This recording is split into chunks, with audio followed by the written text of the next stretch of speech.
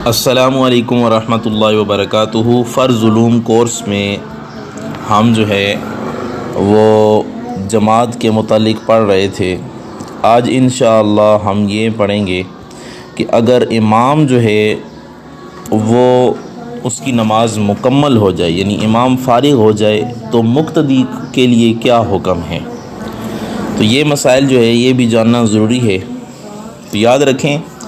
امام کے فارغ ہونے کے بعد مقتدی پر کیا کام کرنا واجب ہے اور کیا کام کرنا نہیں واجب ہے، یعنی کون سے کام کرنے چاہیے اور کون سے کام نہیں کرنے چاہیے۔ پہلی بات یہ یاد رکھیں، پہلا مسئلہ کہ اگر امام نے مقتدی کے تشہد مکمل کرنے سے پہلے سلام پھیر دیا ہے تو وہ اسے پورا کرے۔ اگر مقتدی کے تشہد سے فارغ ہونے سے پہلے ہی امام نے سلام پھیر دیا تو مقتدی کو چاہیے کہ وہ اپنا تشہد پورا کرے، کیونکہ تشہد واجب ہے اور اس کے بعد مقتدی سلام پھیرے۔ اور اگر مقتدی امام سے پہلے ہی فارغ ہو جائے تو خاموش بیٹھا رہے اور امام کے ساتھ ہی سلام پھیرے۔ البتہ اگر درود یا دعا باقی رہ جائے تو امام کی اتباع کرے اور ان کو پورا کرنے میں نہ لگا رہے، بلکہ امام کے ساتھ سلام پھیرے، کیونکہ یہ چیزیں سنت ہیں اور امام کی اتباع کرنا واجب ہے۔ اور اگر قعدہ اولیٰ میں مقتدی کا تشہد پورا نہیں ہوا، یعنی دوسری رکعت میں مقتدی کا ابھی تشہد التحیات پورا نہیں ہوا اور امام تیسری رکعت کے لیے کھڑا ہو جائے تو مقتدی کو چاہیے کہ وہ تشہد پورا کرے، کیونکہ فتویٰ جو ہے یہ کامل التحیات کے وجوب پر ہے، پھر اس کے بعد کھڑا ہو جائے۔ لیکن اگر بغیر پورا کیے کھڑا ہو گیا تو بھی یہ جائز ہے، اس میں گنجائش موجود ہے۔ دوسرا مسئلہ یاد رکھیں، اور اگر رکوع یا سجدے میں مقتدی کے 3 بار تسبیح کہنے سے پہلے امام نے سر اٹھا لیا تو اس کی اتباع کرے۔ تو یاد رکھیں، صورت مسئلہ یہ ہے کہ مقتدی ابھی رکوع یا سجدے کی تسبیح پوری نہیں کر پایا تھا کہ امام نے رکوع یا سجدے سے سر اٹھا لیا، تو مقتدی امام کی اتباع کرے اور تسبیحات چھوڑ دے۔ اسی قول پر جو ہے وہ فتویٰ ہے۔ اگرچہ بعض حضرات فرماتے ہیں کہ تسبیحات کو پورا کرے، لیکن یاد رکھیں تسبیحات کو پورا کرنا یہ سنت ہے اور امام کی اتباع کرنا یہاں واجب ہے۔ تو واجب جو چیز ہے اس پر عمل کیا جائے گا تو امام کی اتباع کی جائے گی۔ اگر ایک دفعہ تسبیح پڑھی یا 2 دفعہ پڑھی تو بس اس کے بعد امام کھڑا ہو گیا تو امام کی اتباع کرتے ہوئے یہ بھی کھڑا ہو جائے۔ اگلی چیز، اگر امام نے زائد سجدہ کیا یا آخری قعدہ کے بعد، یعنی آخری رکعت میں جو بیٹھنا ہوتا ہے اسے آخری قعدہ کہتے ہیں، تو آخری قعدہ کے بعد بھول کر کھڑا ہو گیا تو مقتدی اس کی پیروی نہ کرے، اور اگر امام نے زائد رکعت کا سجدہ بھی کر لیا تو مقتدی تنہا سلام پھیر دے۔ یہ مسئلہ یاد رکھنے والا ہے۔ علماء فرماتے ہیں کہ اگر امام نے کسی رکعت میں بھول کر 2 سجدے کے بجائے 3 سجدے کر لیے ہیں تو تیسرے سجدے میں مقتدی امام کی اقتداء نہ کرے بلکہ 2 سجدے کر کے بیٹھ جائے، یا امام قعدہ اخیرہ کے بعد بھول کر 5ویں رکعت کے لیے کھڑا ہو جائے۔ فجر کی ہے تو تیسری رکعت کے لیے کھڑا ہو جائے، ظہر کی ہے تو 5ویں کے لیے، عصر کی ہے، عشاء کی ہے تو 5ویں کے لیے، اور مغرب کی ہے تو 4تھی رکعت کے لیے کھڑا ہو گیا۔ یعنی قعدہ اخیرہ جو آخری رکعت ہوتی ہے اس میں جو بیٹھنا ہوتا ہے اس کو قعدہ اخیرہ کہتے ہیں۔ تو قعدہ اخیرہ کے بعد بھول کر 5ویں رکعت کے لیے کھڑا ہو گیا تو ان دونوں صورتوں میں، یعنی تیسرا سجدہ اگر کیا امام نے یا بھول کر زائد رکعت کے لیے کھڑا ہو گیا، تو ان دونوں صورتوں کا حکم یہ ہے کہ مقتدی امام کی اب اتباع نہ کرے ان زائد چیزوں میں، بلکہ تھوڑی دیر انتظار کرے اور پھر امام کے ساتھ سلام پھیر دے۔ اور اگر امام نے زائد رکعت کا سجدہ بھی کر لیا، یہ مثلا فجر میں تیسری رکعت کے لیے کھڑا ہو گیا تھا، ظہر، عصر اور عشاء کی 5ویں رکعت کے لیے کھڑا ہو گیا تھا، یا مغرب کی 4تھی رکعت کے لیے کھڑا ہو گیا تھا، اور امام نے جیسے ہی زائد رکعت کا سجدہ کیا تو مقتدی تنہا ہی جو ہے وہ سلام پھیر دے تو مقتدیوں کی جو نماز ہے وہ درست ہو جائے گی۔ اب ایک اور مسئلہ بھی یاد رکھیں،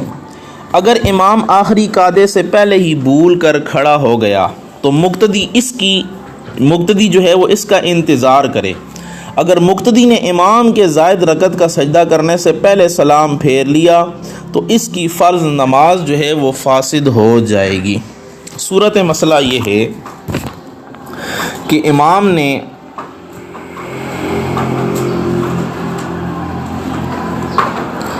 صورت مسئلہ یہ ہے کہ امام نے آخری قعدہ نہیں کیا بلکہ سہون یعنی بھول کر کھڑا ہو گیا،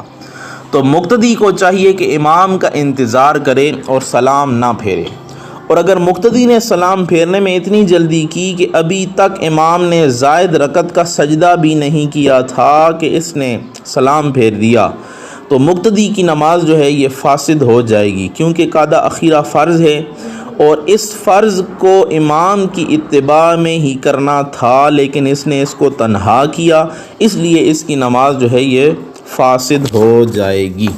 اب آخری مسئلہ بھی سمجھ لیں، امام کے تشہد پڑھنے کے بعد اور سلام پھیرنے سے پہلے مقتدی کا سلام پھیرنا یہ مکروہ تحریمی ہے۔ امام نے تشہد پڑھ لیا تھا مگر اس نے ابھی سلام نہیں پھیرا تھا کہ مقتدی نے اس سے پہلے ہی جو ہے وہ تشہد پڑھ کے سلام پھیر لیا تو اس کی یہ نماز جو ہے یہ مکروہ تحریمی ہے۔ البتہ نماز درست ہو جائے گی لیکن دوبارہ لوٹانا یہ ضروری ہوتا ہے۔ اب اس کے بعد اگلی فصل شروع ہو رہی ہے، وہ یہ ہے کہ فرض نماز کے بعد ذکر اذکار کرنا۔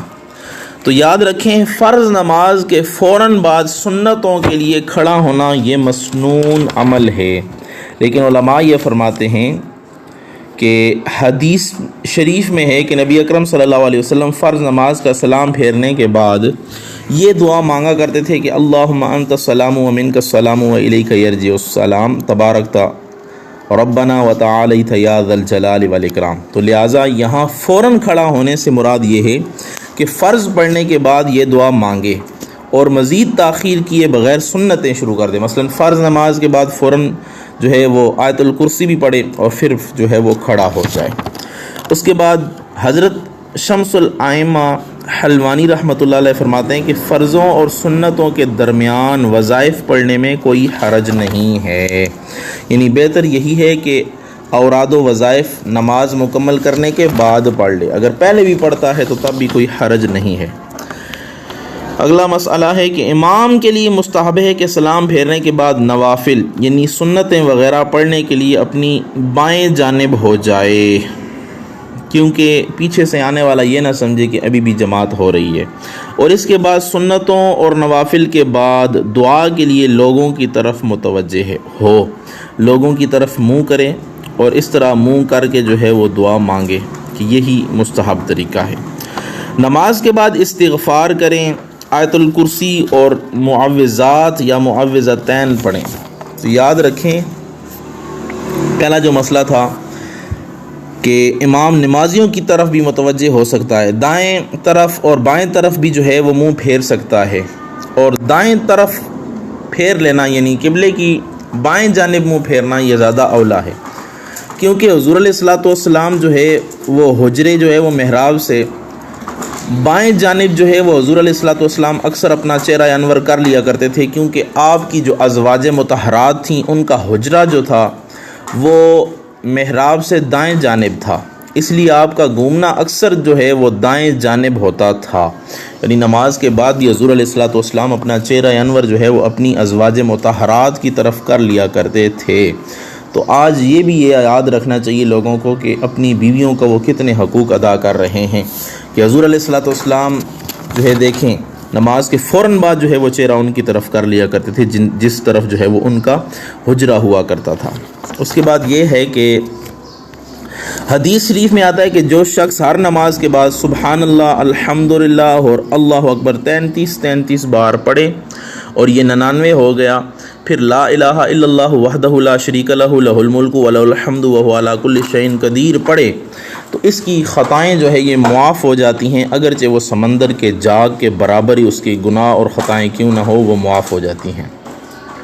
تو آدمی کو چاہیے کہ یہ عمل جو ہے وہ کرے۔